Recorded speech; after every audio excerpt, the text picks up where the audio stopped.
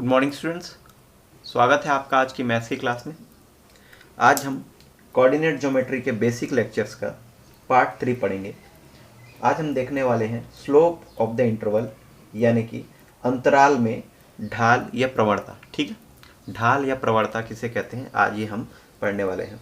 I hope आपने इससे पहले का 2 लेक्चर देख लिया है और वहाँ तक की पढ़ाई आपको क्लियर है। ठीक है, तो चलिए आगे बढ़ते हैं। तो आपके स्क्रीन पर मैंने लगाया है डेफिनेशन, सभी देखेंगे। स्लोप, ठीक है, स्लोप जिसे हिंदी में ढाल कहते हैं या प्रवणता भी कहा जाता है। Slope is the ratio of change in Y coordinate to the change in X coordinate.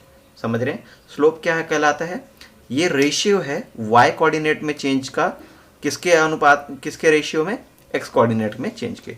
तो आप देख सकते हैं ये फॉर्मूला है, स्लोप बराबर change in Y coordinate y2 minus y1 upon x2 minus x1। ठीक है, ये ध्यान में रखेंगे।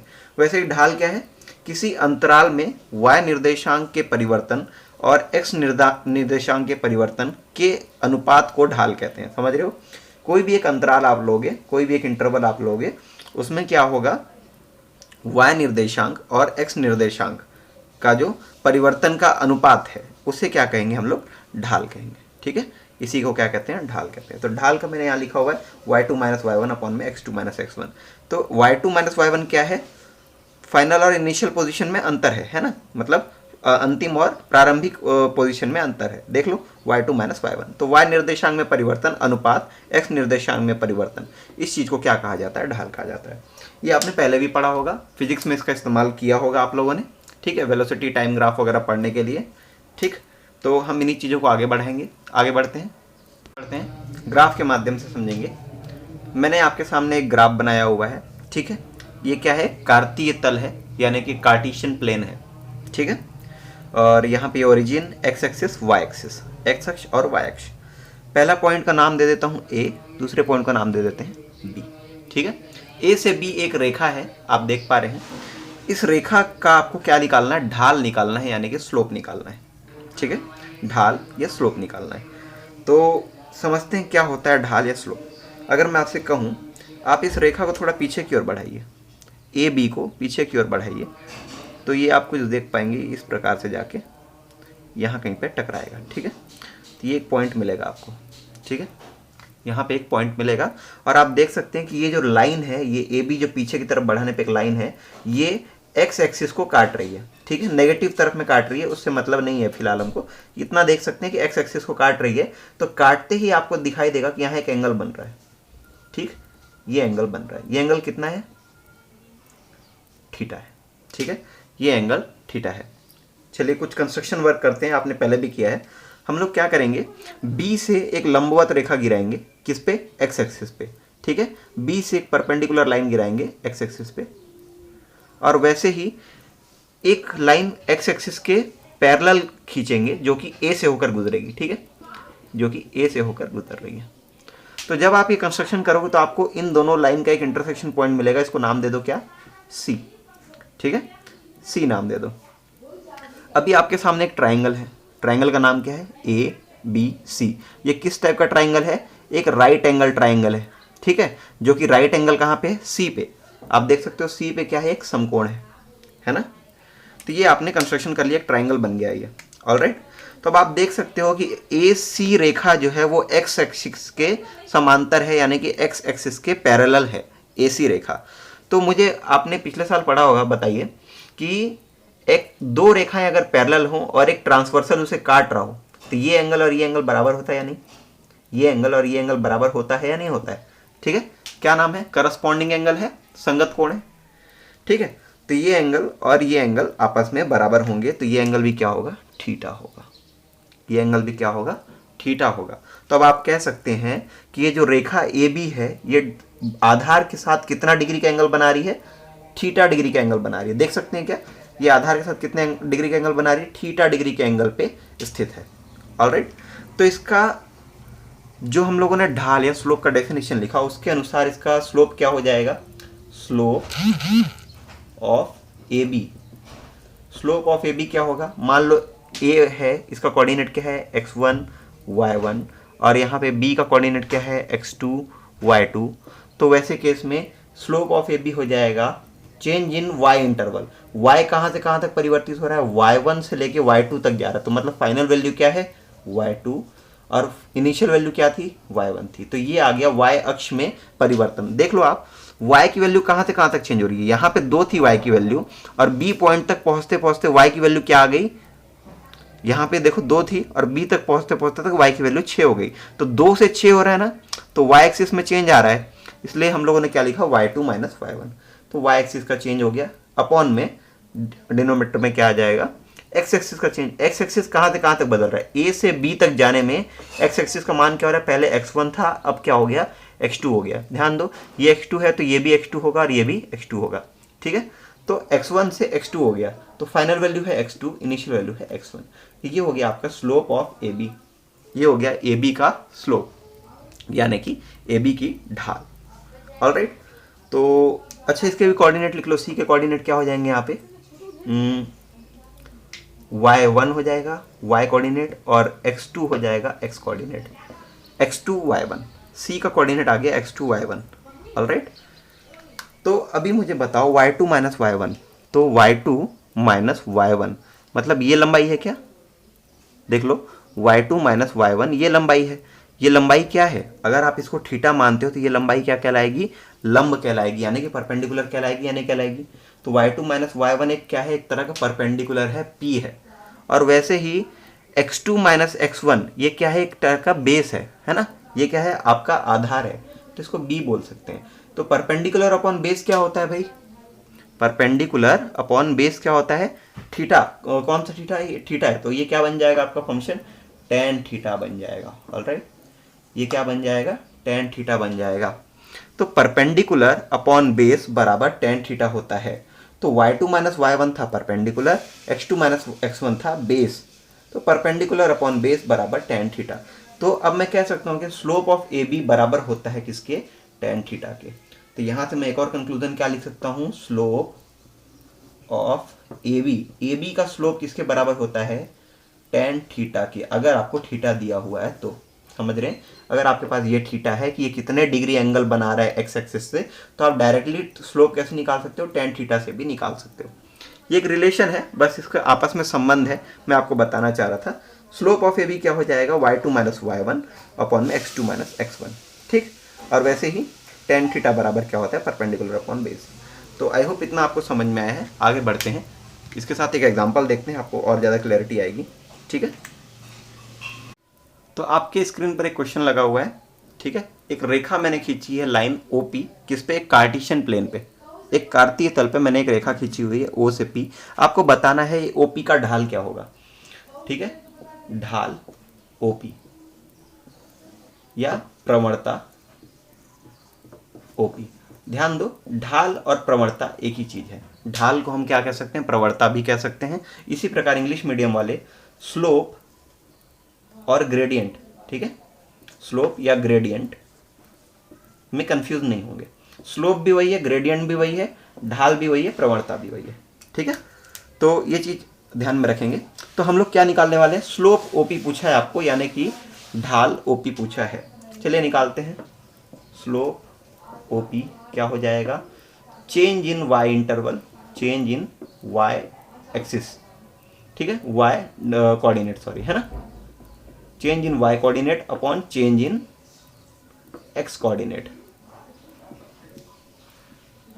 तो चेंज इन y कोऑर्डिनेट क्या है, मान लो अगर ये इनिशियल है, ये फाइनल है ना, ये शुरुआती है और ये अंतिम है, तो फाइनल क्या हो जाएगा, 3 y2 माइनस y1 अपॉन में x2 माइनस x1। तो y2 की वैल्यू क्या है, 3 है, y1 की वैल्यू क्या है, सॉरी y2 की वैल्यू है 5, y1 की वैल्यू है 2, तो 5 माइनस 2 और अपॉन में 3 माइनस 2, ठीक। कितना आ गया स्लोप आपका, 3/1, है ना। स्लोप आ जाएगा आपका, स्लोप ऑफ OP बराबर आ जाएगा 3।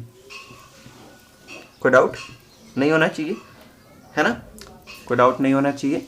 तो इसका ढाल कितना आ गया, ढलान कितनी आ गई इसकी, 3 हो जाएगी इसकी वैल्यू। अच्छा, कुछ लोग कह सकते हैं सर अगर आपने O को इनिशियल और P को फाइनल लिया है, अगर मैं P को इनिशियल और O को फाइनल लूँ तो क्या होगा, स्लोप में कोई परिवर्तन आएगा क्या। अगर मैं P को इनिशियल और O को फाइनल बोलूँ है ना, बोल सकते हैं कि नहीं सर शुरुआत यहाँ से हो रही है अंतिम यहाँ पे हो रहा है, तो मुझे बताइए स्लोप में क्या परिवर्तन आएगा। चलो करके देख लेते हैं।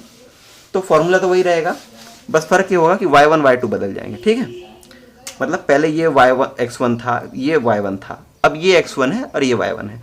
तो वैसे केस में भी क्या हो जाएगा, y2 माइनस y1, तो y2 यहाँ पे क्या है 2 है और y1 क्या है 5 है, और वैसे ही x2 क्या है 2 है और x1 क्या है 3 है ना।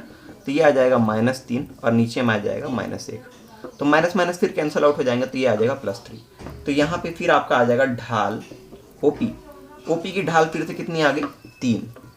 तो सभी ध्यान देंगे, एक इंपॉर्टेंट कॉन्सेप्ट यहाँ पे मैंने आपको बताया है कि इनिशियल और फाइनल पोजीशन बदलने से कुछ नहीं होता। अगर आप इसको इनिशियल मानो इसको फाइनल मानो तो भी ढाल वही आएगी, और अगर आप इसको फाइनल इसको इनिशियल मानो तो भी ढाल वही आएगी, वही स्लोप आएगा।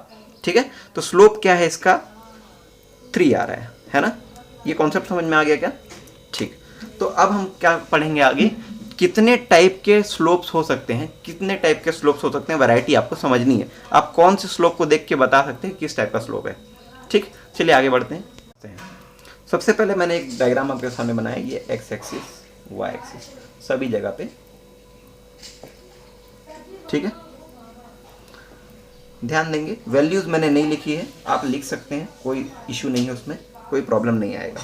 ठीक है, नाम दे दो, इसका नाम A B C D E F और ये G H। ऑलराइट, तो अब समझते हैं क्या बताना चाह रहा हूँ मैं यहाँ पे। सबसे पहला ग्राफ देखो, यहाँ पे क्या दिख रहा है A से B। ठीक है, A B दिख रहा है और ये कुछ इस प्रकार से बढ़ रहा है। दूसरा है C से D, ये इस प्रकार से बढ़ रहा है। तीसरा है E से F, आप देखोगे तो ये x एक्सिस के समांतर है, यानी कि पैरेलल टू x एक्सिस है। और वैसे ही इसके बाद अंतिम वाला है पैरेलल टू y एक्सिस है, यानी कि x एक्सिस के परपेंडिकुलर है। ठीक है, तो ये 4 टाइप के स्लोप मैंने आपके सामने बनाए हुए हैं, 4 टाइप के स्लोप मैंने आपके सामने बनाए हुए हैं। अब इसमें क्या हो रहा है, पहला वाला तो आपने देखा अभी, अगर ये इनिशियल है फाइनल है, ये वही y2 x2 y2 और ये x1 y1, तो इस टाइप के स्लोप आपने देखा। फॉर्मूला वही रहेगा, स्लोप बराबर क्या होगा, चेंज इन y इंटरवल और y axis, sorry y coordinates and change in x coordinate. तो यहां पे एक इंटरेस्टिंग पैटर्न आपको देखने को मिलेगा। हमेशा देखो, जब भी मैं ये बोल रहा हूं कि चेंज इन y कोऑर्डिनेट और चेंज इन x कोऑर्डिनेट को देखो, तो आप जब भी देखोगे इस टाइप के ग्राफ में, यहां आपको क्या कॉमन मिलेगा। जैसे मुझे बताओ, यहां पे अगर 2 है तो ये ऑब्वियस सी बात है, ये 1 हो सकता है क्या, नहीं, ये 3 या 4 या 5 कुछ ऐसा होगा। ठीक है, वैसे अगर ये 0 है तो ये 1 होगा समथिंग, मान लो ये होगा 4, एग्जाम्पल के लिए बोल रहा हूँ। तो 0 2 3 समथिंग, 0 1 4 समथिंग, है ना। अगर आप कभी भी इस टाइप का लाइन देखते हो जो कि ऐसे दिखाई दे रही है आपको, तो इसमें कॉमन क्या होगा, कॉमन क्या होगा कि x की वैल्यू y की, x1 y1 अगर छोटे हैं तो x2 y2 हमेशा क्या रहेंगे, बड़े रहेंगे, है ना। आप देख सकते हो यहाँ पे 1 और 2 मिल जाएगा, मान लो x की वैल्यू 2 है, y की वैल्यू 1 है, तो यहाँ पे क्या मिलेगा आपको 3 और 4 मिलेगा, है ना। कभी ऐसा होगा क्या कि यहाँ पे 1 और 2 मिल रहा है और यहाँ पे -1 और -2 मिलेगा, ऐसा हो सकता है नहीं। मतलब ये हमेशा बढ़ रहा है ना, ये हमेशा क्या हो रहा है, बढ़ रहा है इस तरफ में। जब भी आप इस तरह का कोई ग्राफ देखते हो तो ये हमेशा बढ़ते में दिखता है आपको। ठीक है, ये बढ़ते में दिखाई देता है। तो वैसे केस में हमेशा क्या हो जाएगा, y2 माइनस y1 अपॉन में x2 माइनस x1। ठीक है, ध्यान दो, y2 बड़ा ही होगा हमेशा, है ना, क्योंकि y2 अगर आप ऐसे ऊपर चढ़ रहे हो तो ऑब्वियस ही बात है इस तरफ तो y2 बढ़ता है, तो y2 हमेशा यहाँ पे बड़ा आएगा, y1 हमेशा छोटा आएगा। ठीक है, या आप पलट भी दोगे तो भी, उसको बाद में डिस्कस करते हैं। फिलहाल ये इस तरफ बढ़ रहा है, तो y2 हमेशा बड़ा होगा, y1 हमेशा छोटा होगा। इसी प्रकार से x2 भी हमेशा बड़ा होगा, x1 हमेशा छोटा होगा, x2 भी बड़ा होगा, x1 छोटा होगा। ठीक है, तो एक बड़ी वैल्यू में से एक छोटी वैल्यू घटेगी तो समथिंग पॉजिटिव आएगा, और वैसे ही यहाँ पे भी एक बड़ी वैल्यू में एक छोटी वैल्यू घटेगी तो ये भी पॉजिटिव आएगा, मतलब दोनों धनात्मक आएगा। तो कुल मिला के जो स्लोप आपका आएगा, स्लोप आपका आएगा, जो ढाल आपकी आएगी, ये हमेशा क्या रहेगी, पॉजिटिव रहेगी। ये जो ढाल आपकी आएगी हमेशा क्या आएगी, पॉजिटिव आएगी, यानी कि पॉजिटिव स्लोप आपको मिलेगा। ठीक है, तो आपको जब भी कोई क्वेश्चन दिखाई दे कि इस टाइप का स्लोप है जो कि चढ़ रहा है आगे, है ना, तो ये क्या है, आपका पॉजिटिव स्लोप है। ऑलराइट, ये क्या है, आपका पॉजिटिव स्लोप है ना। आगे बढ़ते हैं। अगला एग्जांपल देखो, इसको मिटा दे रहा हूँ, ठीक है, पहला हम लोगों ने समझ लिया। अब दूसरा देखो, इस टाइप के क्वेश्चन, अगर मान लो मैं बोलता हूँ कि ये वैल्यू है समथिंग 4 है y में, और ये वैल्यू है समथिंग 1 है y में, और ये 1 है मान लो, और ये क्या है 4 है, ठीक। तो कोऑर्डिनेट क्या हो जाएंगे, x बराबर 1 y बराबर 4, और यहाँ पे हो जाएगा x बराबर 4 y बराबर 1, ठीक है। अब यहाँ पे देखो क्या हो रहा है, अगर ये आप मान लेते हो ये x1 है ये y1 है, और ये क्या है x2 है ये y2 है, ठीक है। तो देखो क्या हो रहा है, y2 माइनस y1 अपॉन में x2 माइनस x1, ये स्लोप होता है, यही होता है ढाल। तो अब देखो y2 की वैल्यू क्या है, यहाँ पे 1 है, और y1 की वैल्यू क्या है 4 है, और बटे में क्या आ जाएगा x2 की वैल्यू क्या है 4 है, और x1 की वैल्यू क्या है 1 है, ठीक। तो 1 माइनस 4 क्या आ जाएगा -3, यानी कि नेगेटिव, है ना। और यहाँ पे आ जाएगा 4 माइनस 1 यानी कि 3, ये हो जाएगा पॉजिटिव। तो ऊपर नेगेटिव नीचे पॉजिटिव, ठीक है। नहीं दिख रहा क्या, मैंने क्या कह रहा था कि यहाँ ऊपर में पॉजिटिव नेगेटिव और नीचे में पॉजिटिव, है ना। तो इससे क्या होगा कि ओवरऑल जो स्लोप आपका आएगा वो क्या आएगा, नेगेटिव स्लोप आएगा, ठीक है। ओवरऑल ये स्लोप क्या आएगा, हमेशा नेगेटिव स्लोप आएगा। क्या कहना चाह रहा हूं कि जब भी आपको इस टाइप का कोई ग्राफ दिखाई दे, इस टाइप का स्लोप दिखाई दे, तो इसमें हमेशा क्या होगा, y की वैल्यू ज़्यादा है, ठीक है, अब y की वैल्यू कम हो रही है, और यहाँ पे x की वैल्यू कम थी, अब इस तरफ बढ़ रहे हो तो x की वैल्यू बढ़ रही है, ठीक है। तो x जो है छोटे से बड़ा हो रहा है, लेकिन y जो है साथ में बड़े से छोटा हो रहा है। मतलब x बढ़ रहा है तो y घट रहा है, या x घट रहा है तो y बढ़ रहा है। इस टाइप का स्लोप आपको जब भी मिलेगा, है ना, ये हमेशा क्या कहलाएगा, नेगेटिव स्लोप। इस टाइप का स्लोप क्या कहलाता है, नेगेटिव स्लोप, यानी कि ऋणात्मक ढाल है, ठीक है। तो ये आपको मैं समझाना चाह रहा था कि एक पॉजिटिव स्लोप हो गया जो आपने इससे पहले देखा था, और इस टाइप का स्लोप आपको कुछ दिखे तो ये हमेशा क्या कहलाएगा, नेगेटिव स्लोप कहलाएगा। क्यों, क्योंकि ऑब्वियसली यहाँ दिख रहा है आपको, अगर x छोटा है तो y बड़ा है, y छोटा है तो x बड़ा है, ठीक है। इस टाइप के स्लोप को देख के क्या बोलेंगे, सर ये नेगेटिव स्लोप है। कोई बात नहीं, समझ में आ गया क्या। आगे बढ़ते हैं। तीसरा मैंने क्या दिया हुआ आपके सामने, एक्स एक्सिस के पैरेलल एक रेखा खींची है मैंने, EF जो है एक्स एक्सिस के समांतर है, ठीक है। अगर एक्स एक्सिस के समांतर एक रेखा खींची गई हो तो इसका स्लोप क्या हो जाएगा, स्लोप क्या होता है भाई, फॉर्मूला पता है आपको, y2 माइनस y1 अपॉन में x2 माइनस x1। अब अगर आप एक्स एक्सिस के पैरेलल खींचते हो, एग्जांपल के लिए कोऑर्डिनेट दे देता हूँ, बिना कोऑर्डिनेट के भी समझ सकते हैं लेकिन दे देता हूँ। ये 1 है और ये मान लो 4 है, और ये क्या है, मान लो कोई 3 है। अगर ये 3 है तो यहाँ पे भी क्या होगा, 3 ही होगा, ठीक है। ये पूरा इस लाइन पे y की वैल्यू क्या होगी, 3 ही होगी, है ना। तो एग्जाम्पल के लिए मान लो ये वैल्यू क्या है, 3 है, ये वैल्यू है आपकी 3। तो अब मुझे बताओ, ये अगर आपका x1 है तो ये हो जाएगा y1, ये x2 है तो ये हो जाएगा y2। तो y2 और y1 में कोई फर्क है क्या, y2 और y1 तो एक ही वैल्यू है ना, y2 और y1 क्या है, 3 है। तो y2 माइनस y1 का मतलब 3 माइनस 3 बराबर 0। तो हमेशा इसका न्यूमरेटर यानी कि अंश जो है ये क्या हो जाएगा, 0 हो जाएगा। तो y2 माइनस y1, क्योंकि y और y दोनों जगह बराबर है तो y2 माइनस y1 क्या हो जाएगा, 0, और बटे में आ जाएगा x2 माइनस x1, ठीक है। तो इस टाइप का स्लोप क्या कहलाएगा, 0, ठीक है। इसकी ढाल क्या है, 0 है, ये समतल है, समझ रहे हो, इसकी ढलान कितनी है, 0 है, ये इसका ग्रेडियंट क्या है, 0 है, ये स्लोप क्या है, 0 है। समझ में आया क्या। तो इस टाइप का जब भी आपको दिखे कि एक्स एक्सिस के पैरेलल कोई लाइन है तो उस लाइन का क्या स्लोप कितना होगा, 0 होगा, यानी कि उसकी ढाल कितनी होगी, 0 होगी। समझ में आया क्या, सभी लोग समझ रहे हैं, है ना। आगे बढ़ते हैं। अब इसके बाद चौथा टाइप का स्लोप क्या हो जाएगा आपका, ये अंतिम जो मैंने यहाँ पे बनाकर रखा हुआ है, इसको समझो। फॉर्मूला फिर वही है, स्लोप बराबर यानी कि ढाल बराबर y अक्ष में चेंज परिवर्तन और यहाँ पे x अक्ष में परिवर्तन। तो y एक्सिस का वैल्यू कितना है, यहाँ पे देखो ये कोई होगा x, है ना, ठीक है, ये x एक्सिस है तो ये x होगा।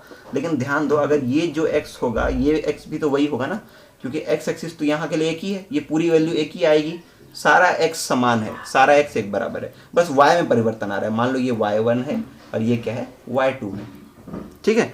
तो y2 माइनस y1 तो होगा कुछ ना कुछ, ये मान लो 4 है, ये 2 है, तो 4 माइनस 2 समथिंग कुछ वैल्यू आ जाएगी, ठीक है, 2 आ गया मान लो। तो यहाँ पे y2 माइनस y1 मतलब y अक्ष में परिवर्तन दिख रहा है, लेकिन x अक्ष में परिवर्तन कितना है, 0। तो समथिंग 2/0 क्या हो जाता है, अनडिफाइंड, ठीक है। 2/0 क्या हो जाता है, अनडिफाइंड। इसीलिए हम क्या कहेंगे कि जब भी आपको x एक्सिस के परपेंडिकुलर कोई लाइन दिखाई दे, ऐसी खड़ी हुई लाइन दिखाई दे, तो इसका स्लोप क्या है, स्लोप अनडिफाइंड है ना।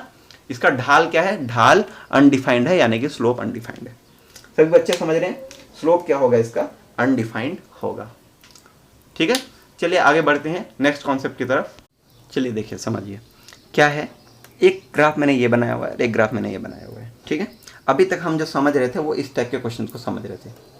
इसमें क्या हो रहा था, एक लाइन एक इंटरवल दिया हुआ था। मैंने आपको परिभाषा में ही बताया था कि इंटरवल यानी कि एक अंतराल दिया हुआ है। अंतराल क्या होता है, कोई भी चीज यहां से लेकर यहां तक है तो उसको क्या कहते हैं, आपकी ये एक अंतराल है, ये एक इंटरवल है, समझ रहे हो। मतलब आपकी क्लास कब से कब तक होगी, 12 से लेकर 1 बजे तक, है ना। तो ये क्या है, क्लास इंटरवल है, यानी कि एक इंटरवल है। इस अंतराल में आपकी मैथ्स की क्लास होती है। उसी प्रकार से इस रेखा का भी एक इंटरवल है। देखो ये लाइन है, ए से बी तक है। कहां से कहां तक है, ए से बी तक है, मतलब ए का कुछ कोऑर्डिनेट होगा, बी का कुछ कोऑर्डिनेट होगा, उसके बीच में ये लाइन है। अब आपसे पूछ रहा था कि इस लाइन की ढाल क्या है, इस लाइन का स्लोप क्या है, ठीक है। इस लाइन की ढाल क्या है, स्लोप क्या आपसे पूछा था, तो आप इसको बड़ी आसानी से फाइंड आउट कर ले रहे थे, ठीक। लेकिन अगर मैं आपको बोलूं एक लाइन है, बड़ी सी लाइन है, और उसका शुरुआत और अंत आपको नहीं दिया हुआ है, इनिशियल पॉइंट और फाइनल पॉइंट आपको नहीं दिया है, लेकिन आपको बोल रहा है इस लाइन का आप क्या निकालो, इस लाइन का आप क्या निकालो, स्लोप निकालो बोल रहा है। तो कैसे करेंगे, क्या करना चाहिए, ठीक है।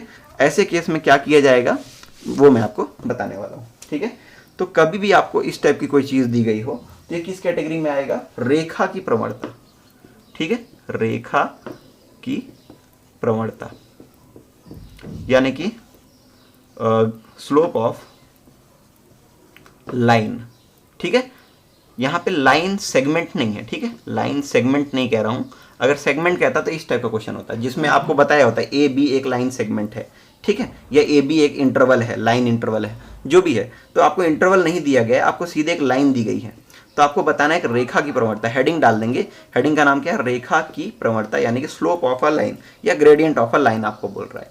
तो इस टाइप के क्वेश्चन को कैसे बनाना है, ठीक है। हेडिंग आप लोग नोट डाउन कर लेंगे, मैं मिटा रहा हूं। कभी भी आपको किसी भी रेखा की प्रवणता पूछता है, कोई भी एक इंटरवल पूछता है, तो आपको कुछ नहीं करना, बस आप उसी लाइन पे कोई 2 पॉइंट ले लो, ठीक है। मान लो ए बी ले लिया आपने, और वैसे एक और 2 पॉइंट ले लो, मान लो सी और डी ले लिया आपने। काम एक ही से हो जाना है। मैं आपको 2 ठन एग्जाम्पल लेकर बता रहा हूँ, ठीक है। ए बी और एक सी और डी है, ठीक है। और यह मान लो इसको ई और एफ नाम दे देता हूँ, सी डी और ई ई एफ, चलो ठीक है। तो ये ए बी है और एक दूसरा पॉइंट है ई एफ है। तो ऐसे केस में अब क्या होगा, ठीक है, समझते हैं। तो जब भी आपको बोले कि इसका क्या है, स्लोप क्या है, तो आप बोलोगे सर जो ए बी का स्लोप होगा ना वही पूरे लाइन का स्लोप होगा, ठीक है, या सर जो ई एफ का स्लोप होगा ना वही पूरे लाइन का स्लोप होगा। तो अगर मैं चाहूं तो ए बी का स्लोप निकाल लूं, चाहे ई एफ का स्लोप निकाल लूं, और मैं कह सकता हूं कि सर अगर ये सीधी रेखा है, पूरी रेखा क्या है, एक सीधी रेखा है, तो अगर मैं सिर्फ ए बी का भी स्लोप निकाल लेता हूं तो भी वो पूरी लाइन का स्लोप मिल जाएगा, या सिर्फ ई एफ का स्लोप निकाल लेता हूं तो भी ये पूरी लाइन का स्लोप हो जाएगा, ठीक है। इतना कर सकते हैं, बस यही काम आपको करना है, ठीक है, यही काम आपको करना है। अब मैं प्रूफ करके बताऊंगा कि हाँ ये सिर्फ इस इंटरवल का स्लोप या इस इंटरवल का स्लोप पूरे लाइन का स्लोप है, ये आपको मैं प्रूफ करके बताता हूं, ठीक है। कैसे करेंगे, कुछ नहीं करना, वही कंस्ट्रक्शन करो जो आपने पहले किया है। ए बी और ई एफ को हाइपोटेनस मान के क्या करोगे, आप एक त्रिभुज का निर्माण कर लोगे। त्रिभुज का निर्माण कैसे था, आप यहां से एक लंबवत रेखा खींचोगे और यहां से भी एक समांतर रेखा खींचोगे, यहां से एक परपेंडिकुलर लाइन ड्रॉ करो और यहां से भी एक पैरेलल लाइन ड्रॉ करो। कुछ नहीं होगा, इससे क्या होगा आपका ए बी और यहाँ पे आ जाएगा सी, ई एफ यहाँ पे आ जाएगा जी, ठीक है। तो अपने पास अब कितने ट्राइंगल्स हैं, 2 ट्राइंगल है। पहला ट्राइंगल है ए बी सी और दूसरा ट्राइंगल है ई एफ जी, ठीक है। तो पहला ट्राइंगल ए बी सी, दूसरा ट्राइंगल ई एफ जी। अब इन दोनों ट्राइंगल में क्या हो रहा है समझते जाओ, ठीक है। इन दोनों ट्राइंगल में क्या हो रहा है समझते जाओ। ए बी और ई एफ ए बी और ई एफ समांतर है क्या? ए बी और ई एफ समांतर है या नहीं है? देख लो, ए बी और ई एफ समांतर ही होगा क्योंकि ये एक ही लाइन पे है ना। अगर ये दोनों एक ही लाइन पे तो ये दोनों पैरेलल भी होंगे, आपस में समांतर होंगे, बिल्कुल होंगे। ठीक है, अब ये समांतर है और ए सी और क्या ई जी और ए सी ये भी समांतर होंगे आपस में। ई से जी और ए से सी दोनों पैरेलल है एक्स एक्सिस के, तो ये दोनों आपस में भी पैरेलल होंगे, यानी कि आपस में भी समांतर होंगे। तो अगर आपका A C is parallel to E G and A F is transversal, ठीक है, पिछले साल का कॉन्सेप्ट रिवाइज करेंगे।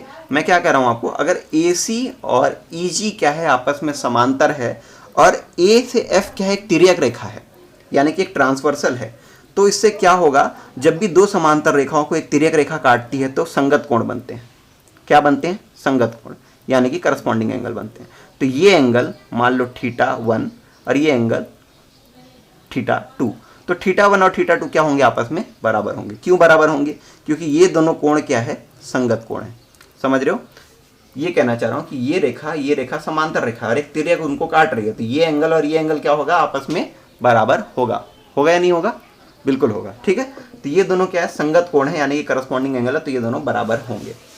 ठीक है, तो मैंने आपको सबसे पहले क्या बताया, एंगल बी ए सी बराबर हो जाएगा एंगल एफ ई जी के। बी ए सी बराबर एफ ई जी, कारण क्या है? ये है कारण, A C parallel to E G and A F is transversal.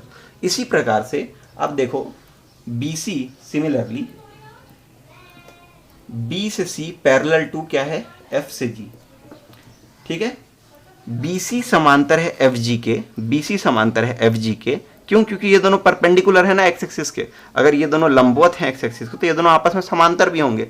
तो BC समांतर है FG के और A से F क्या है? तिर्यक है। फिर से A से F क्या है? तिर्यक है, यानी कि ट्रांसवर्सल लाइन है। BC समांतर FG के, AF क्या है? तिर्यक है। ऐसे केस में इन दोनों की वजह से क्या होगा, ये एंगल जो बन रहा है और ये एंगल जो बन रहा है, ये दोनों भी क्या होंगे? बराबर होंगे आपस में। ठीक है, तो एंगल ए बी सी बराबर हो जाएगा एंगल ई एफ जी के। ठीक है, मतलब ये एंगल तो बराबर था ही, अब ये एंगल और ये एंगल भी बराबर है। ठीक है, पहला कॉन्सेप्ट ये हो गया, दूसरा ये हो गया, और तीसरा समझो कि एंगल सी और एंगल जी ये दोनों क्या है? 90 डिग्री है ना, क्योंकि ये दोनों एक दूसरे के परपेंडिकुलर है। तो एंगल सी बराबर एंगल जी बराबर कितना है? 90 अंश है। ठीक, एंगल सी बराबर एंगल जी बराबर कितना? 90 अंश।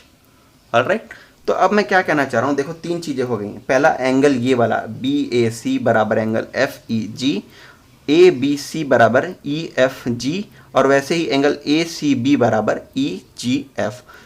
तीन एंगल बराबर है, एंगल एंगल एंगल, ये क्राइटेरिया लगा रहा हूँ मैं। ठीक है, ये नियम लगा रहा हूँ, लेकिन ये नियम में कोई सर्वांग समता का नियम पढ़ा है आपने क्या?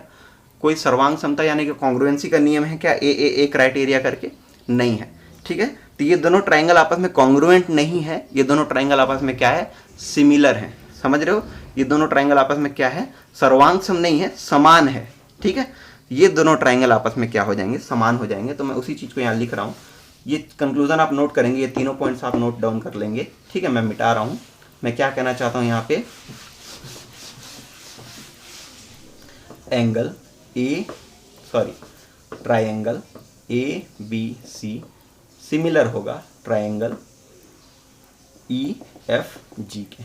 ठीक है, triangle A B C similar to triangle E F G. अगर ये दोनों ट्राइंगल सिमिलर हैं, इसका मतलब क्या है? अगर ये दोनों ट्राइंगल सिमिलर हैं तो बी सी अपॉन में एफ जी बराबर होगा ए सी अपॉन में ई जी। ठीक है, ये सिमिलैरिटी क्राइटेरिया के अनुसार है। अगर दो ट्राइंगल सिमिलर हैं तो उनकी भुजाओं का अनुपात भी क्या होता है? समान होता है। ठीक है, अगर दो ट्राइंगल समान है तो उनके भुजाओं का अनुपात भी क्या होता है? समान होता है। अनुपात समान होता है, भुजाएं बराबर नहीं होती, ऐसा नहीं कर रहा हूँ। ठीक है, भुजाएं बराबर होंगी ये नहीं कह रहा मैं, क्या कह रहा हूँ, उन दोनों का अनुपात समान होता है, यानी कि रेशियो बराबर होता है। तो AC रेशियो EG बराबर क्या होगा? ठीक है, सॉरी भुजाओं का अनुपात बराबर होता है, मतलब कि उसी ट्रायंगल की भुजाओं का अनुपात। ठीक है, क्या कहना चाह रहा हूँ, बी सी अपॉन में ए सी बराबर होगा एफ जी अपॉन में ई जी। ठीक है, तो भुजाओं का अनुपात भी बराबर होता है अगर दो ट्रायंगल समान है तो। अगर आपने सिमिलैरिटी पढ़ी है तो आपको ये पता होगा, अगर नहीं पढ़ी है तो आप पढ़ लेंगे। ठीक है, सिमिलैरिटी हम लोग पढ़ेंगे, या नहीं होगा चैप्टर में तो मैं पढ़ा दूंगा, कोई बात नहीं। तो फिलहाल ये दो ट्रायंगल सिमिलर हैं, इसीलिए इनके भुजाओं का अनुपात भी क्या होगा, समान होगा। तो मैंने कौन सी भुजा ली है, बी सी अनुपात ए सी, बी सी अनुपात ए सी, और वैसे ही एफ जी अनुपात ई जी, एफ जी अनुपात ई जी, ये दोनों आपस में बराबर होंगे। अगर ये दोनों बराबर हैं तो देख लो, बी सी अनुपात ए सी का मतलब क्या है, स्लोप ऑफ ए बी बराबर हो जाएगा एफ जी अपॉन ई जी, क्या होगा, ढाल होगा किसका, ई एफ का। ठीक है, तो ए बी की ढाल और ई एफ की ढाल एक बराबर आ गई। ठीक है, ए बी की ढाल और ई एफ की ढाल एक बराबर आ गई, मतलब अगर ये दोनों की ढाल एक बराबर है तो कोई और तीसरा लाइन भी लोगे आप तो उसकी भी ढाल क्या होगी, इसी के बराबर होगी। तो इसलिए आप कह सकते हो कि अगर ये पूरी एक रेखा है, पूरी एक लाइन है, इसके किसी भी एक हिस्से का आप जो अनुपात क्या ले लेते हो, स्लोप ले लेते हो, तो वो उस पूरे लाइन के स्लोप के बराबर होगा। ठीक है, ये चीज़ हम मान सकते हैं। आगे बढ़ेंगे, क्वेश्चन बना लेते हैं एक आध। चलिए क्वेश्चन देखते हैं। ये क्वेश्चन आपके एक्सरसाइज का है। इस क्वेश्चन से आज हम लोगों ने जो पढ़ा है वो सब कुछ एक साथ समझ में आ जाएगा। तो यहाँ पे आप अलग अलग टाइप के ढाल देख सकते हैं। ठीक है, मैंने आपको बताया कि इस टाइप का स्लोप जो चढ़ता हुआ दिखे ये क्या है, पॉजिटिव स्लोप है। ये नेगेटिव स्लोप है, क्यों, क्योंकि x बढ़ेगा तो y घटेगा, y बढ़ेगा तो x घटेगा। और ये क्या है, x एक्सिस के समांतर यानी कि क्षैतिज वाला स्लोप है, और ये क्या है, ऊर्ध्वाधर यानी कि वर्टिकल। ठीक है, हॉरिजॉन्टल वर्टिकल स्लोप। तो ये चारों टाइप के स्लोप आप लोगों ने पढ़े हुए हैं, है ना। अभी मैंने आपको पढ़ाया था। आपको क्या निकालना है, सभी का स्लोप निकालना है। सब में क्या निकालना है, ढाल यानी कि स्लोप निकालना है, या आप बोलो प्रवणता निकालनी है सब की। तो सबसे पहले ए बी का स्लोप देख लेते हैं। ए बी का स्लोप क्या हो जाएगा, y2 माइनस y1 अपॉन में x2 माइनस x1। ठीक, मैंने यहाँ पे कोऑर्डिनेट नहीं लिखे हुए हैं, लिख देता हूँ 1 and 5, 3 and 7। तो इसका कोऑर्डिनेट है 1, 5 और यहाँ पे 3, 7। आपके पास बुक होगी, आप मैच करेंगे। ठीक है, तो y2 कितना है 7, y1 कितना है 5, तो 7 माइनस 5 अपॉन में 3 माइनस 1। ठीक, तो 7 में से 5 गया 2, 3 में से 2 गया ये, तो ये आ जाएगा स्लोप 1। ठीक है, slope of A B, A B की ढाल कितनी आ गई, 1 आ गई। ठीक है, स्लोप ऑफ ए बी कितना है, 1 है। ठीक है, स्लोप ऑफ ए बी कितना है, 1 है। समझ गए क्या, ये पॉजिटिव स्लोप है। आप लोग ध्यान दीजिए, ये क्या है, पॉजिटिव स्लोप है। मैंने आपको पढ़ाया था कि इस टाइप का स्लोप क्या होगा, पॉजिटिव होगा। ठीक है, सेकंड क्वेश्चन की तरफ आते हैं। स्लोप ऑफ यानी कि अब किसकी ढाल लेंगे, सी डी की ढाल। सी डी की ढाल या प्रवणता क्या है, देख लो। यहां भी y2 माइनस y1 अपॉन में x2 माइनस x1। तो यहाँ पे y2 कितना है, c और d के कोऑर्डिनेट्स फिर नहीं लिखे थे मैंने, तो 2, 4 और 5 और 6 दिया हुआ है। तो ये हो जाएगा 2, ये 4, ये 5 और ये 6। ठीक, सॉल्व कर लो तो 6 माइनस 4 आ जाएगा, y2 6 है और y1 क्या है 4, और बटे में 5 माइनस 2, तो 2/3। ये हो गया आपका स्लोप 2/3। दिख रहा है क्या, बिल्कुल। तो 2/3 आपका स्लोप आ जाएगा सेकंड वाले का, है ना। क्वेश्चन नंबर 3 की तरफ बढ़ते हैं। तीसरा क्या दिया है, EF की ढाल निकालनी है ना। EF की ढाल, EF की प्रवणता, EF की प्रवणता वही y2 माइनस y1 अपॉन में x2 माइनस x1। कोऑर्डिनेट्स क्या होंगे, 1, 3 और 2, 1। तो यहाँ पे आ जाएगा 1, यहाँ आ जाएगा 3, यहाँ आ जाएगा 2 और यहाँ आ जाएगा 1। ठीक है, ये आपके कोऑर्डिनेट्स दिए गए हैं, तो निकाल लो। अगर आप इसको x2 y2 मानते हो, इसको x1 y1 मानते हो, तो y2 की वैल्यू हो जाएगी 1, y1 की वैल्यू हो जाएगी 3 और x2 की वैल्यू हो जाएगी 2 माइनस 1। तो यहाँ पे -2/1। ठीक है, तो ये आ गया -2। तो EF की प्रवणता क्या आ गई, देख लो, ये नेगेटिव में है। ठीक है, ये क्या है, नेगेटिव में है। ठीक, अगर आप इसको इनिशियल इसको फाइनल मानते हो तो भी यही आएगा, इसको इनिशियल इसको फाइनल मानते हो तो भी यही आएगा। ठीक है, एनीवे ये कौन सा स्लोप है, ये नेगेटिव स्लोप है, मैंने आपको पढ़ाया था। देख लिया क्या, नोट डाउन कर लेंगे सभी लोग वीडियो पॉज करके। आगे बढ़ते हैं। GH का स्लोप क्या होगा भाई बताओ, GH का स्लोप क्या होगा, y2 माइनस y1 अपॉन में x2 माइनस x1। पॉइंट्स दिया हुआ है 3, 2, 6, 2। ये हो जाएगा 3, 2, 6 एंड 2। ये कोऑर्डिनेट्स हैं। तो y2 माइनस y1, तो 2 माइनस 2, 2 माइनस 2 आ गया और बटे में 6 माइनस 3, ठीक है। तो 2 माइनस 2 0 बटे में 3, तो ये आ गया 0, ठीक है। तो GH का स्लोप कितना आ जाएगा, स्लोप आ जाएगा 0, है ना। मैंने आपको बोला था जो क्षैतिज रेखाएं हैं उनका स्लोप क्या होगा, 0 होगा। तो ये उस टाइप का स्लोप है। एक और क्वेश्चन देखो, अंतिम IJ, स्लोप ऑफ IJ का स्लोप क्या होगा, y2 माइनस y1 अपॉन में x2 माइनस x1। कोऑर्डिनेट्स लिख लेते हैं। I का कोऑर्डिनेट दिया है 7 and 5, 7 and 1, तो ये है 7, ये 5 है, 7 ये 1 है, ठीक है। तो y2 माइनस y1, तो y2 कितना है, मान लो 1 है, y1 कितना है, 5 है, ठीक। और बटे में x2 माइनस x1, तो 7 माइनस 7, ये आ गया -4/0, यानी कि अनडिफाइंड। तो इसका स्लोप क्या है, अनडिफाइंड है, यानी कि अपरिभाषित स्लोप है। समझ में आया क्या। आई होप आपको ये लेक्चर अच्छा लगा, है ना। आज हम लोगों ने जो कुछ पढ़ा इस पूरे एक ग्राफ से समअप हो गया है। इसी टाइप का क्वेश्चन आपको करके देखिए में दिया गया है, उसको सभी लोग बनाने का प्रयास करें। आपको जो भी डाउट या दिक्कत आती है मुझसे बताएं, ठीक है। धन्यवाद।